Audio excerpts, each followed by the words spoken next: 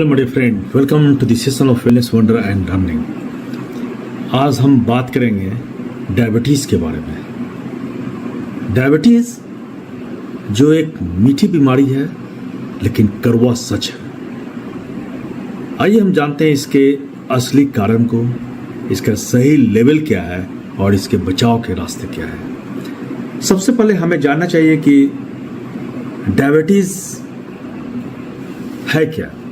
प्राचीन काल से डायबिटीज को मधुमेह कहा जाता है, जिसका अर्थ होता है शहद जैसा मीठा मूत्र निकलना। जो यूरिन आपकी निकलती है वो शहद जैसा मीठा होता है। ये प्राचीन काल में डायबिटीज को मधुमेह इसीलिए कहा जाता था। 1552 बीसी में मिस्र की चिकित्सा पांडुलिपियों में इसका जिक्र मिलता है। 1520 BC before birth of the Christ. Ayurveda में भी इसे मधुमेह कहा जाता है। मधुमेह यही कारण है कि जो यूरिन जो है वो शहद जैसा मीठा निकलता था, इसीलिए इसे मधुमेह कहा जाता है। आज इसका नाम डायबिटीज है। जो भी इसका नाम हो, डायबिटीज क्या है इसे हम अच्छी तरह से समझते हैं।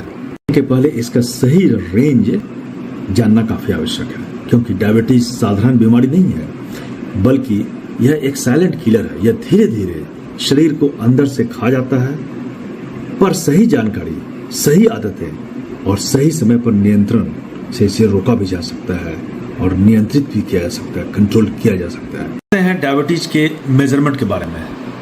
फास्टिंग ब्लड शुगर, खाली पेट। इसे अगर फास्टिंग में लिया जाए, इसका टेस्ट अगर खाली पेट किया जाए, तो इसका नॉर्मल रेंज जो है वह 70 से 100 मिलीग्राम पर DL होना चाहिए। नॉर्मल रेंज है ये। अगर आपको प्री डायबिटीज है, मतलब डायबिटीज स्टार्ट होने जा रहा है, अभी हुआ नहीं है, तो आप देखेंगे इसका रेंज 101 से लेकर 125 मिलीग्राम पर DL होगा। इसके बीच में अगर मिलता है आपको 119, 120, 122, 123, 124, 125 तक है, तो इसे प्री डायबिटीज माना जाता है। प्री डायबिटिक किसे कहते हैं। उसके बाद है डायबिटीज। कब घोषित होता है डायबिटीज? जब ब्लड शुगर लेवल 126 मिलीग्राम पर DL या उससे ज़्यादा हो। अगर बढ़ने लगता है 125 से यह बढ़ गया, 126 मिलीग्राम पर DL हो गया, तो इसे डायबिटिक मानेंगे। उसके बाद आता है पोस्ट मील। खाने के बाद, खाने के 2 घंटे के बाद इसका टेस्ट करना काफ़ी आवश्यक है। आप खाना खा लिए तो उसके 2 घंटे के बाद अगर ब्लड शुगर लेवल 140 मिलीग्राम पर DL से कम रहता है तो समझिए नॉर्मल है। आपने खाना खाया और 2 घंटे के बाद वो लगभग डाइजेस्ट होकर ब्लड में जो भी चीज़ें हैं, शुगर वगैरह चला जाता है, तो ब्लड में शुगर का जाना नॉर्मल है। और अगर इसका लेवल 140 मिलीग्राम पर DL या उससे कम है तो ये नॉर्मल लेवल है, इसे डायबिटीज़ नहीं माना जाएगा। लेकिन यही लेवल, ब्लड शुगर लेवल, जांच में पता चलता है कि यह 200 मिलीग्राम पर DL या उससे ज़्यादा है, तो समझिए इसे डायबिटीज़ माना जाएगा। ये डायबिटिक है। उसके बाद एक बहुत ही इम्पॉर्टेंट टेस्ट जो अक्सर हम लोग नहीं समझते हैं और डॉक्टर्स नहीं समझाते हैं इसे, वह है HbA1c। यह 3 महीने का एवरेज लेवल इसमें देखा जाता है। HbA1c अगर नॉर्मल है तो 5.6% से यह कम होगा। अगर प्री डायबिटिक आप हैं तो 5.7 से 6.4% तक होगा, और फिर अगर आप डायबिटिक हैं तो 6.5 से ऊपर होगा। HbA1c ये बहुत ही इम्पोर्टेंट है। जरूरी है कि HbA1c क्या है। यह एक हीमोग्लोबिन A1c टेस्ट का टाइप है। इसका इस्तेमाल जो है टाइप 2 डायबिटीज़ की स्क्रीनिंग और पहचान के लिए किया जाता है। इसमें आपके पिछले 3 महीने के ग्लूकोज को काउंट किया जाता है, जिससे पता चलता है कि आपको डायबिटीज़ है या नहीं। असल में हेमोग्लोबिन में एक प्रोटीन होता है जो रक्त की रेड ब्लड सेल्स में ये प्रोटीन पाया जाता है और इसी हेमोग्लोबिन की वजह से जो ब्लड का कलर जो है रेड होता है और ये हमारे शरीर के हर हिस्से में ऑक्सीजन को पहुंचाता है। जैसे जैसे ब्लड जाएगा ये ऑक्सी हेमोग्लोबिन बन करके और शरीर के डिफरेंट पार्ट्स में ये पहुंचाता है और फिर ऑक्सी हेमोग्लोबिन वहाँ पर ऑक्सीजन को रिलीज करता है और फिर हेमोग्लोबिन फॉर्म में ये लौट आता है। ये प्रक्रिया एक साइकिल चलती है। लेकिन जब हमारे शरीर में शुगर की मात्रा बढ़ने लगती है तो यह शुगर हमारे ब्लड के हेमोग्लोबिन से जुड़ जाती है। ब्लड में अभी तक प्रोटीन जुड़ता था, अब ये हेमोग्लोबिन से ब्लड में शुगर कंबाइन हो गया और जब हमारे शरीर में शुगर लेवल बढ़ता है तो ग्लूकोज हेमोग्लोबिन के साथ मिलकर ग्लाइकेटेड हेमोग्लोबिन तैयार करता है। ग्लाइकेटेड हेमोग्लोबिन यानी रक्त में शुगर का लेवल जितना ज़्यादा होगा ग्लाइकेटेड हेमोग्लोबिन उतना ही ज़्यादा लेवल में बनेगा। इसलिए समय समय पर डायबिटिक के मरीज जो है उनको HbA1c टेस्ट करवाना बहुत ही जरूरी है। हेमोग्लोबिन मॉलिक्यूल से ग्लूकोज जुड़ता है और ये रेड ब्लड कॉर्पुस्कल्स में है, ये प्रेजेंट है। प्रारंभिक जो नॉन एंजाइम वाली प्रक्रिया है उसे शिफ बेस का फॉर्मेशन करते हैं। Schiff base initial non enzymatic reaction, Schiff base formation. जब रक्त में ग्लूकोज की मात्रा अधिक होती है, रक्त में जब ग्लूकोज लेवल बढ़ गया यानी आपको डायबिटीज है तो ग्लूकोज के जो मॉलिक्यूल है वो रेड ब्लड कॉर्पुस्कल्स में हेमोग्लोबिन से नॉन एंजाइमेटिक तरीके से जुड़ जाते हैं। नॉन एंजाइमेटिक, वो एंजाइम नहीं है, वो ग्लूकोज का जो मॉलिक्यूल है वो रेड ब्लड कॉर्पुस्कल्स में जुड़ गया। यह प्रक्रिया विशेष रूप से हेमोग्लोबिन की बीटा श्रृंखला के एन टर्मिनल बैलेन पर होती है। यह एक टेम्पोररी प्रोडक्ट है जिसे शिफ बेस या लेवाइल शिफ बेस कहा जाता है। उसके बाद आता है हेमोग्लोबिन किस तरह से परमानेंट स्ट्रक्चर बनाता है। उसे कहते हैं एमाडोरी रीअरेंजमेंट, स्टेबल कीटो एमाइन बॉन्ड फॉर्मेशन। सिर्फ बेस जो बना आपका, वो टेम्पोररी था, वो फिर से एक प्रक्रिया से गुजरता है जिसे एमाडोरी रीअरेंजमेंट कहते हैं। अब ये स्टेबल कीटो एमाइन बॉन्ड की ओर जा रहा है। इस रीअरेंजमेंट से एक अधिक स्टेबल प्रोडक्ट बनता है, स्टेबल होता है, जिसे कीटो एमाइन कहते हैं या एडक्ट कहा जाता है। यह एक स्टेबल कोवैलेंट बॉन्ड बनाता है। यही जो स्टेबल रूप से जुड़ा हुआ ग्लाइकेटाइड हेमोग्लोबिन है, HbA1c, यही होता है। इसी का एवरेज जो है 3 महीने में हमें देखना पड़ता है। 3 महीने के एवरेज को देख कर कि हम सही माने में जान सकते हैं कि आपको डायबिटीज है या नहीं है।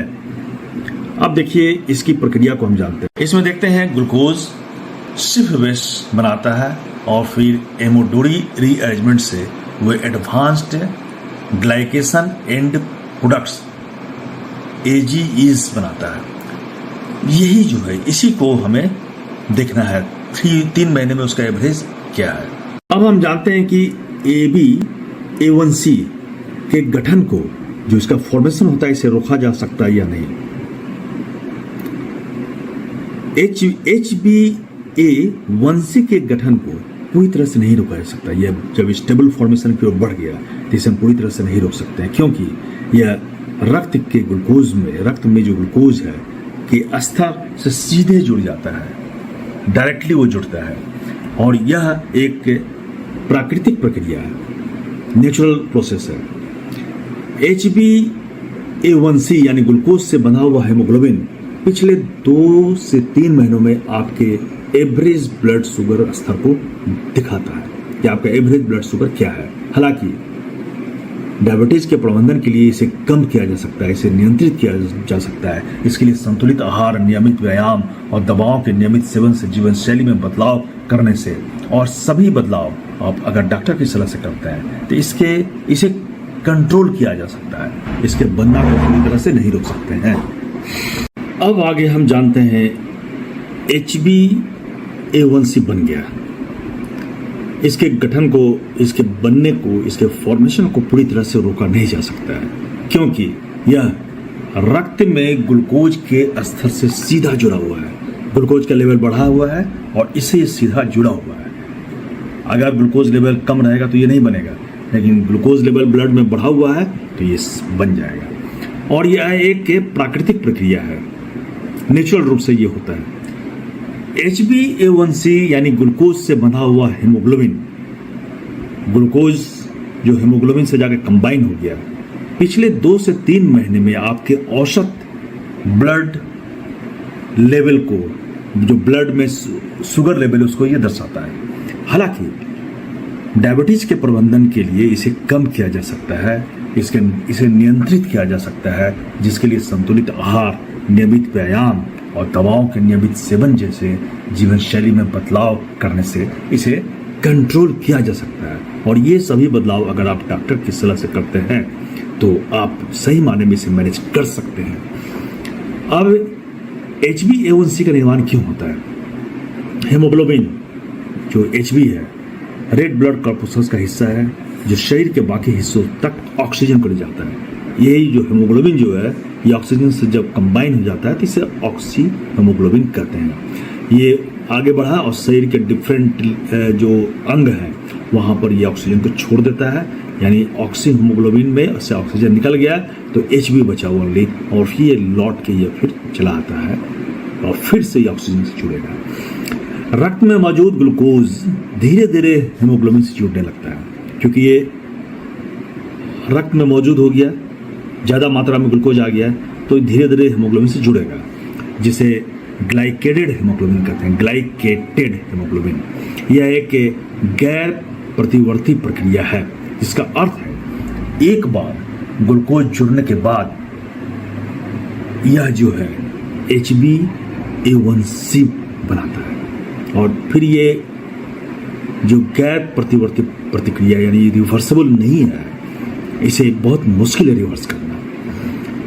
तो यहीं पर कंट्रोल की आवश्यकता है कि हम HbA1c नहीं बनने दें, यानी हम ऐसा काम करें कि ग्लूकोज का लेवल ब्लड में कम रहे, तो फिर ये स्टेबल प्रोडक्ट नहीं बनेगा, और बनता भी है तो ये कंट्रोल में रहेगा। अब इसके लिए क्या करना है? चीनी या कार्बोहाइड्रेट को कम कर दें, खासकर कम ग्लाइसेमिक इंडेक्स वाले खाद्य पदार्थ का सेवन करें। कम जो जिसका ग्लाइसेमिक इंडेक्स कम है, यानी शुगर लेवल कार्बोहाइड्रेट जिसमें कम है, उस तरह के पदार्थ को आप खाएं। उसके बाद है नियमित व्यायाम। अगर आपको ब्लड शुगर लेवल को कंट्रोल करना है, ब्लड में शुगर लेवल को नहीं बढ़ाना है, तो शारीरिक गतिविधि काफ़ी आवश्यक है, और इस नियमित एक्टिविटी से ब्लड में शुगर नहीं पहुंचता है, कम पहुंचता है। दवाओं का सेवन, यदि आप डायबिटीज़ के मरीज हैं तो अपनी दवाओं का नियमित रूप से सेवन करें, जैसे कि आपका जो लेवल जो है वो ब्लड में शुगर का लेवल कम रहे, और डॉक्टर की सलाह से ये दवा लेना है।